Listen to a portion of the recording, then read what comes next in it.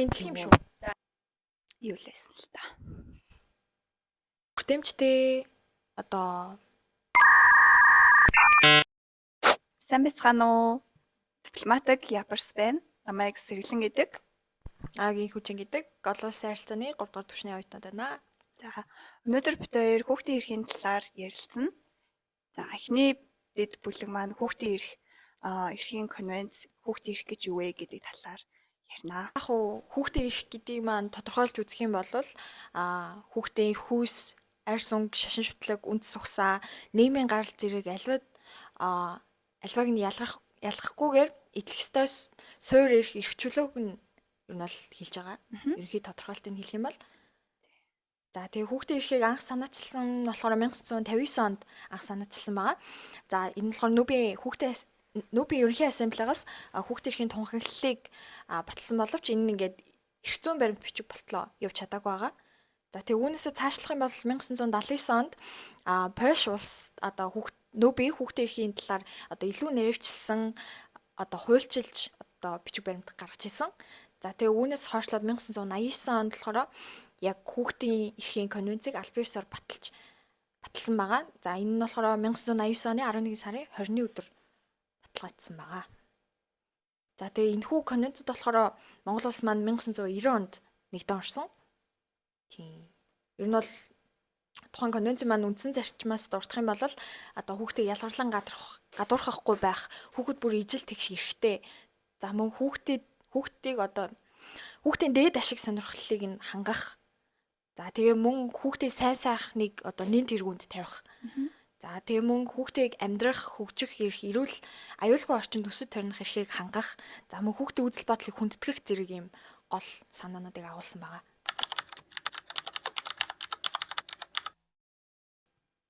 За олон улсад болохоор хүүхдийн эрх яаж зөрчигдөж байгаа гэхээр хамгийн түрүүнд бол мэдээж дайн мөргөлдөөнөөс үүсэж тэрэнд ингээд дайн мөргөлдөөнд өртөж байгаа хүүхдүүд маш их эрүүл мэнд, аюулгүй байдал, гэр орноо алдах зэрэг эрх нь одоо зөрчигдөж байгаа, аюулгүй өсч төрнөх гэх мэт. Тэгээд яг энэ дээрээс жишээлээд авах юм бол Израиль Хамас хоёрын мөргөлдөөнөөс болж бол хүүхдийн эрх зөрчигдөж байгаа яагаад вэ гэхээр мэдээж тэр мөргөлдөөнөөс үүсэж одоо 2025 оны байдлаар бол ЮНИСЕФ-ийн мэдээлснээр 50,000 хүн амиа алдсан байгаа байхгүй юу? Тэрний 3/1 нь хүүхдүүд, насанд хүрээгүй хүүхдүүд байна. Тэгээ энэ хүүхдүүд маань маш олноороо олон саяар ингээд бэртэж гин, тэгээд дөрвж явж гин, гэр орноо алдж гин, гэр бүлийнхаа гишүүдийг алдж гин. Тэгээд ер нь бол аюулгүй байдал нь маш одоо энэ мөргөлдөөн нөлөөлж байна. Тэгээд энд болохоор маш эрхэм зөрчигдөж гин гэсэн мэдээлэл байсан. Тэгээд тэр чинь бас сэтгэл зүйн хөрөлж гэсэн бас хамаарж байгаа юм шиг тийм. Тийм. Сэтгэл зүйн хувьд тэр чинь сэтгэл зүйн хувьд одоо аюулгүй байна гэсэн мэдрэмжийг авч чадахгүй болохоор тэр чинь ингээд амар айцтай, өөрийн гэсэн гэр орон байхгүй, өөрийн гэсэн тусгаар дотнос уулс байхгүй юм гэдэг чинь өөр амар ирээдүйн хөгжилд нь амар нөлөөлж байна. Тийм. Нөө миний эхнээд дурдсан хүүхдийн эрх яг үндсэн аюулгүй орчинд амьдрах их айгүй томор зөрчигдөж байгаа кейс байгаа даахгүй сүүлийн үеийн дайн мөргөлдөө одоо Израиль Палестинаас гадна Орос Украины дайны хэрэгүүд бас байна. Яг уу энэ дээр одоо авч байгаа үйл ажиллагаа хэрэгжүүлж байгаа зүйл гэх юм бол ЮНИСЕФ маань бол Палестины газар нутгууд руу одоо ингээд хүмүүнлэгийн тусламж маш сайн явуулж байгаа. Тэгээд бас улаан цагалмаа төрийн бас байгууллага байгаа. Энэ нь бас ер нь тоног төхөөрөмж эмнэлгийн тиймэрхүү зүйлсүүдийг одоо илгээж байгаа. Тэгээд тэгсэн ч гэсэндээ ер нь тэр чинь хэцүү дээ. Яг хүмүүнлэгийн тусламж хичнээн аваад ч бас тэр хүүхдүүд бас хүртээмжтэй очиж байгаа юу, хүн бүрт хүрж байгаа юу гэдгээс илүүлээд бас асуудалтай л та. Айгуу том асуудал болчихж байгаа юм л та. Тэгээ үүн дээр бас түүхэнд бас айгуу олон юм кейсүүд одоо сургамжтай юмнууд байгаа штэ. Ер нь бол түүхэнд ийм хэрэг зөрчигдчихсэн болохоор л ингээд хүүхдийн эрхийг хамгаалъя гэд конвенцууд, гэрээ контрактууд зурагдаж явж байгаа. За үүнээс ингээд хамгийн том юм сэтгэл өвдмөр кейсүүдээс дурдаад яриад үзье л та. За тэгэх юм бол 19-20 дугаар зуунд за ажуул дүрийн хувьсгалын үеийн хүүхдийн хөдөлмөр Энэ бас айгүй том юм сэтгэл хөдлөмөр жишээ. Энэ үеэр болохоор хүүхдүүдийг албатлан одоо уурхайд ажиллаулдаг байсан. Уурхайч одоо хөдөлмөрийн хүнд нөхцөл шүү дээ. Тийм. Тэгээд хүүхдүүдийг өдөрт 12-оос 16 цаг ажиллуулдаг байсан. Тэгээ ингээд хүнд тоног төхөөрөмжтэй харьцах, тэгэл осол дүртөх, тэгэл цалин айгүй бага авна, тэгээд суралцах эрхийг нь бас айгүй хорч одоо зөрчдөг байсан. За тэгээ үүнийхээ үр дүнд болохоор 19-р зууны сүүлчээс одоо хүүхдийн хөдөлмөрийг хязгаарлах тухай одоо тогтоомж гарч ирсэн. За энэ үйл явц ингэж шийдэгдэжсэн юм кейсүүд бас байгаа. Хүнд хөдөлмөрийн аж эрхлэлт дээр болохоор одоо бол нөгөө одоо хүртэл бас байд юм лээ. Бангладеш, Конг, тэгээд Энэтхэг гэх мэтчлэн улсууд Бразилд бас байдаг юм билээ. Тэгээд ЮНИСЕФ-ийн мэдээлснээр бол 260 сая гаруй хүүхдүүд ийм насан туршаагүй ээжиж ажил эрхэлж байна гэсэн мэдээлэл байна лээ. Ер нь бол одоо ч гэсэндээ энэ асуудал нь ер нь түүхэнд байсан ч гэсэн одоо ч ер нь байсаар л байгаа шүү. Тийм. За хүүхдийн хөдөлмөрөөс цаашлах юм бол за одоо 90 оноос хойш байж байгаа хүүхд цэрэг. Хүүхд цэрэг бас айгүй том сэдв байгаа. Хүүхдүүдийг ингээд нэг цэрэгжилт ингээд дай мөргөлдөөнд ингээд явуулаад янз бүрийн нууц ажиллагаанд ингээд айгүй хүүхд тийм явуулдаг байсан. Тэгээ хүүхдийн албатан гэрлэлт энэ бас бүр айгүй Энэтхэгт болдог тий. Одоо системээсээ болж яадаг энтгэг одоо тиймэрхүү одоо буурай орнуудад айгүй албатан гэрлэлтийн кейсүүд айгүй нөгөө нэг байсан. Жохон ядуу модуу айлууд чинь нөгөө нэг баян айлт ингээд жоохон байгаа охиныгоо гэрлүүлцдэг ч юм уу. Энэтхэг тийм асуудал амир гэрлэлт байдаг гэсэн. Одоо хүртэл. За үүнээс дахиад цаашлаад явах юм бол хүүхдийн хүчирхийлэл за одоо олон улс ч гэлтгүү одоо болтол Монгол улсдаас айгүй том авч хэлцэх ёстой сэдвүүдийн нэг гэж үзэж байгаа. За үүнийх нь нэг юм кейсийг дурддаг үзье. За католик сүмдэх хэргийн илчлэлт гэж байгаа. За энэ католик сүмийн бэлгийн хүчирхийлэл Сонсож байгаагүй юм байна. тий ингээд сүмээр дамжуулж хүүхдүүдийг тэгж алдан хүчирхийлж исэн байгаа байхгүй бэлгийн хүчирхийлэлт. За тэгээ энэ болохоор олон жилийн турш католик сүмийн зарим санаачнууд бага насны хүүхдүүдийг хүчирхийлж байсан илэрч энэ болоо дэлхийг цочртуулж исэн. Одоо тийм болохоор сүмийн лам нар шашин Монголтай бас ойрхон байгаа зү. Нүүр шашин ингээд бэнд тий шашин бас хит ингэж туйлшрах димэлтэй. За тэгээ үүнээс цаашлах юм бол ингээд айгүй олон аргаар ингээд хүүхдийн бэлгийн болон одоо хүчирхийлэлт айгүй хүртдэг байсан ингээд харагдаж байгаа. Ер нь айгүй далд хэв маягаар явж байгаа байхгүй юу? Тэгээд нөгөө нэг бас ингээ хүүхдийн эрх зөрчигдөж байгаа асуудлын нэг нь гэх юм бол хоол тэжээлийн асуудал, хоол тэжээл дутагдaltaй өсөж байгаа, торинж байгаа хүүхдүүд бас байна. Энэ нь болохоор Африк болон Өмнөд Азид маш их тохиолдог. Гэхдээ энд болохоор ЮНИСЕФ маш их тусалж байгаа боловч яг эндээс одоо бүрэн ангижирсан юм бол алгал байна да.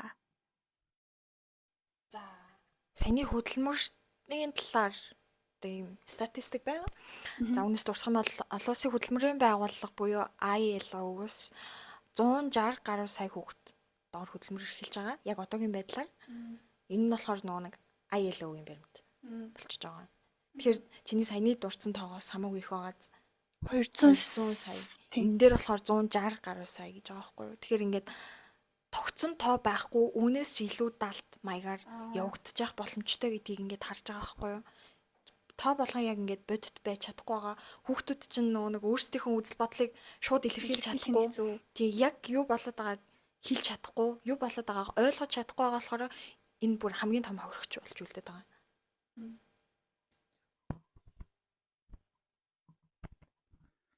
За түүхэнд ер нь бол авч хэрэгжүүлсэн арга хэмжээнүүд нь тэгэл ер нь ЮНИСЕФ, ILO, Save the Children төрийн бус байгууллага буюу улаан загалмай байдаг.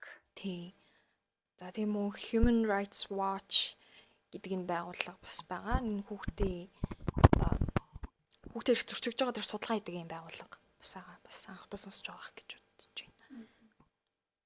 За үүнээс гадна нэг аюул олон төсөл хөтөлбөрүүд байдаг да. Хугацаа заасан. Тиймэрхүү хөтөлбөрүүд ингээд байнгын явагддаг ч гэсэндээ хэрэгжилт тал дээр бас асуудалтай байгаа. Хэрэгжилтийн механизм сул, Тий. хуулийн хэрэгжилт энэ төр гэх мэтчлэн. Тэгээ хяналт тавих байгууллагуудын хомсдлоос болж бас айгүйх энэ үйл явдал ингээд бүрэн дүүрэнд амжирчихгүй байгаа ч гэсэндээ нэг түүхэн юм өмнөх үеэ бодох юм бол одоо үед арай илүү одоо хүүхд эрхийг авч үздэг, хүүхдийг сонсдог. Тэгээ илүү хамгаалах тал дээр арай илүү олон арга хэмжээ авч бүх талаас нь ер нь л дэмждэг болж байгаа гэж харж болно.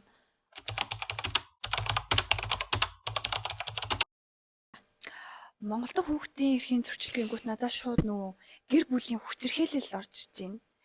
Ер нь бол энэ илүү Монголд амар зөрчигддөг баха. Хүүхдийн гэр бүлийн хүчирхээлэл, аав ээжийнх нь аль нэг юм одоо арх спирт, масуурал бодисны хамааралтайгаас болж ингээ гэр бүлийн уур амьсгал өсөж тойрнох аюулгүй тэр нөхцөлийг нь хангахгүй байгаа. Тийм тохиолдол кейсүүд амар их байдаг штеп. 60% нь сүүлийн 2025 оны байдлаар 65 60% нь гэр бүлийн хүрээнд хүчирхийлэл үлдсэн хэрэг нь болохоор 60% байгаа. Гэр бүлтэй тухгүй байгаа хүүхд чинь бие мах бод болон сэтгэл санааны хувьд амар тогтургүй, хоолны туршил буурна, тэг өсөлтөд нь нөлөөлнө. Яг энэ сурч боловсрох эрхээс эхлээл. Тийм. За бас гэр бүлийн хүчирхийллээс гадна боловсрал эзэмших тал дээр дутагдaltaй байна. Энэ дээр болохоор боловсролын өмнөх үе шат буюу цэцэрлэгт хамрагдах байдал яригдана гэсэн үг. Тэгээд 2017 оны байдлаар бол 10 хүүхд тутмын 3 нь цэцэрлэгт явдаггүй гэсэн судалгаа байна. Тэгээд үүний шалтгаанууд болохоор юу гэсэн нөгөө нэг юм хөдөө орон нутагт ялангуяа сумд одоо ингээд цэцэрлэгийн хүртээмж байгуулах нь амар цөөхөн байдаг. Тэгээ ингээд хөдөө орон нутагт байгаа ингээд гэр бүлүүд хүүхдээ зөөгөөд тэр сумд одоо байгаа цэцэрлэглүүгээ явна гэдэг бол амар асуудалтай болоод байгаа байхгүй юу.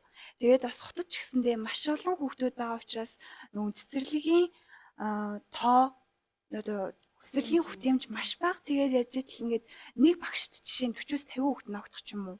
Тэгээд ингээд нэг багшд 40-50 хүүхд ногдчихж байгаа чинь хүүхэд болгоно ингээд одоо тулж харьцах нь амар асуудалтай болчихж байгаа юм. Тэгээд энэ нас орж зөрчиж байгаа гэж бодож байна. Чиний хувьд Үүн дээр нэмэгдээд бас ялгарлан гадуурх асуудал.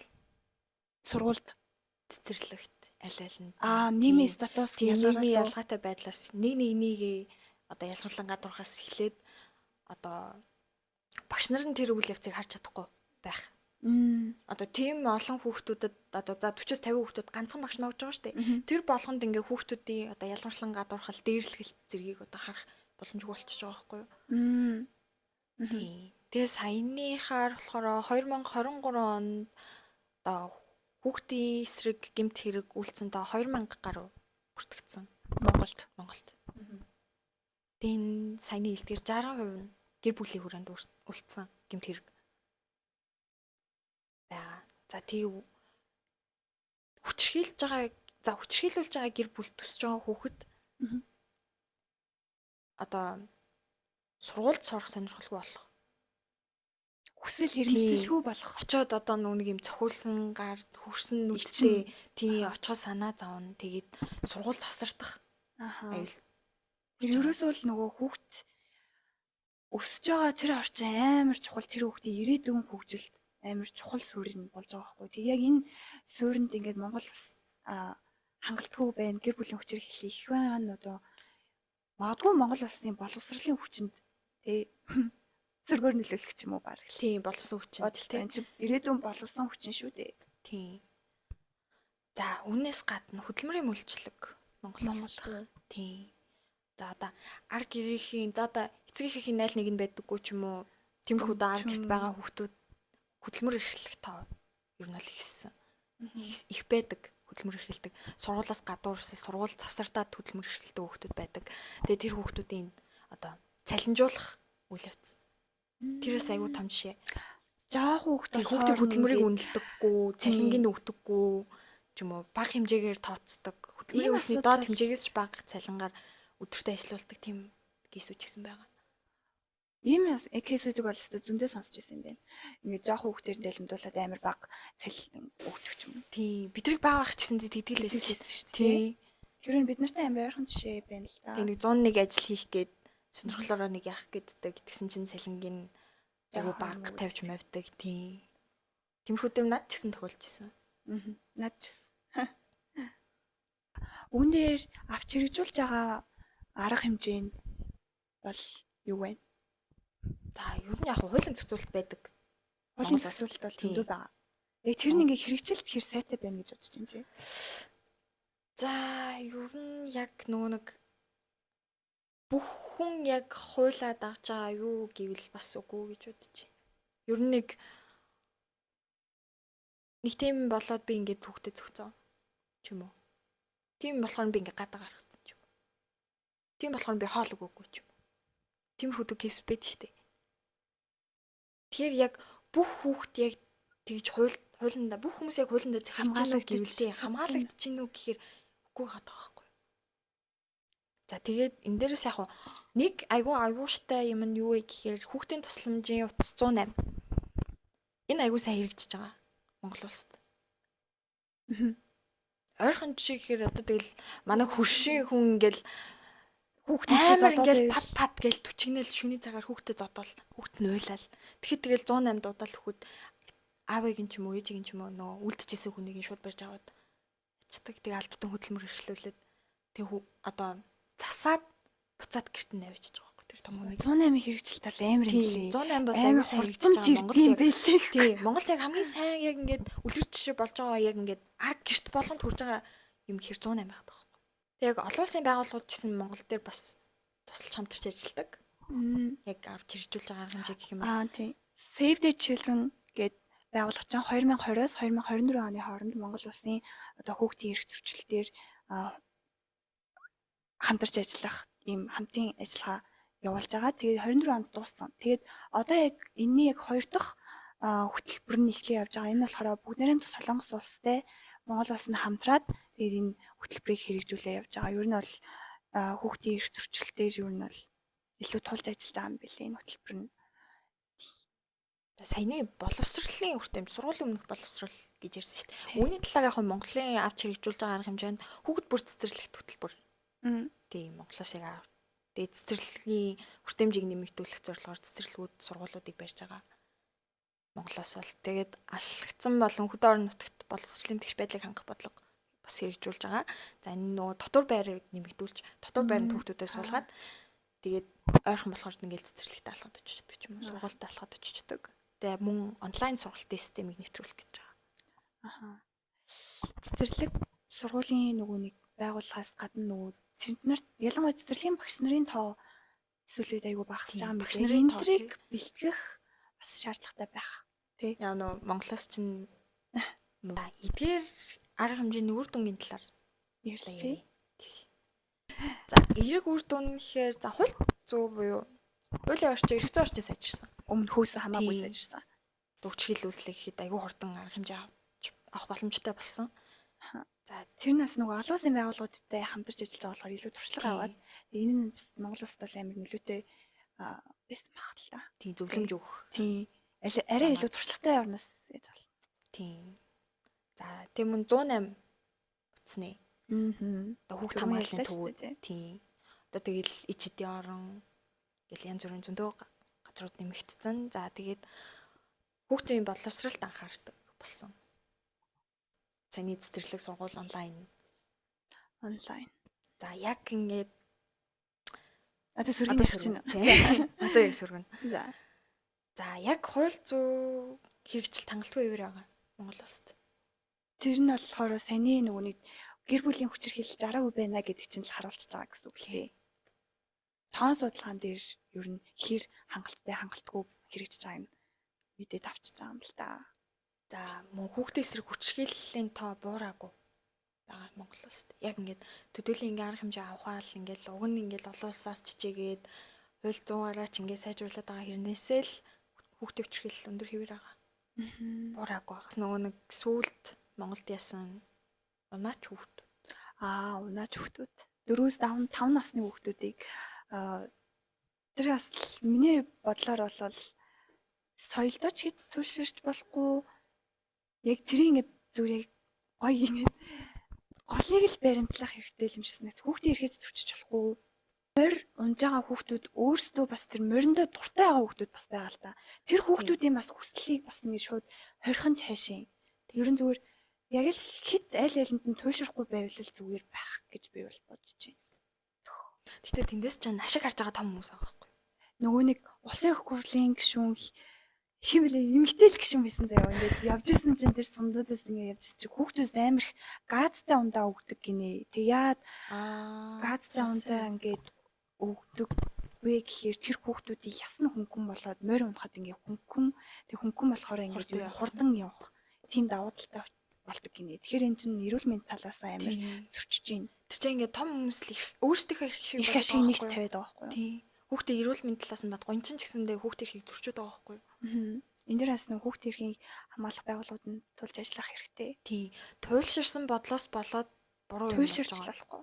Тийм. Соёлын хит туйлширсан үзлээс болоод энэ хүүхдүүд ингээд бие физиологоор хохирч байгаа. Амь насаараа хохирч байгаа байхгүй юу? Миний бодлоор олон улсын байгууллагууд тэг ингээд амар олон юм арга хэмжээ явуулаад байгаа ч гэсэн энэ нь ингээд яг тэр одоо кейсүүдийг энэ зөрчиж байгаа кейсүүдийг багасгаж чадахгүй байгаа нь нь бол яг үндэс суурийг ингэж ухаад тэр яг эхлүүлэхгүй байх урьдчилан сэргийлэх тийм үйл ажиллагаа илүү төлхөө явуулах хэрэгтэй болов гэж бодож байна. Бүх юм болоод дуусны дараа л хүчрхийлэл явагдсны дараа л тэрэнд ингээд тоостаж гаргаж ирээл тийм.